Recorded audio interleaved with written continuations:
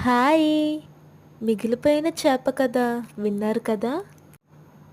దానివల్ల వచ్చిన చికెన్‌తో బిర్యానీ చేసింది, చికెన్ పులుసు చేసింది కదా!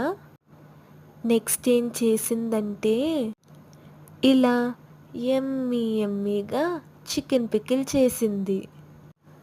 కొంచెం చికెన్‌తోనే అనుకోండి. కానీ బయట వండే చికెన్ పికిల్‌లా కాకుండా సాఫ్ట్‌గా చేసింది కేపీ. సాఫ్ట్‌గా అంటే మరీ సాఫ్ట్‌గా కాదండి. బయట చికెన్ అంటే గట్టిగా ఉంటుంది కదా! కేపీ చేసిందైతే బయట కొంచెం గట్టిగా ఉండి లోపల సాఫ్ట్‌గా ఉంది. యమ్మీగా కూడా. చికెన్ పికిల్ చేసాక కూడా ఇంకా కొంచెం చికెన్ మిగిలింది. వీటి ఫ్యూచర్ నాకు అర్థమైపోయిందిలేండి. చాలా యమ్మీగా ఉంటుందని. కేపీ చేసిన చికెన్ పికిల్ తీసుకుని వేడి వేడి అన్నంలో తిన్నాం. కానీ దాంట్లో ఉప్పు కారం తగ్గింది. అందుకనే మళ్ళీ కలిపింది కేపీ.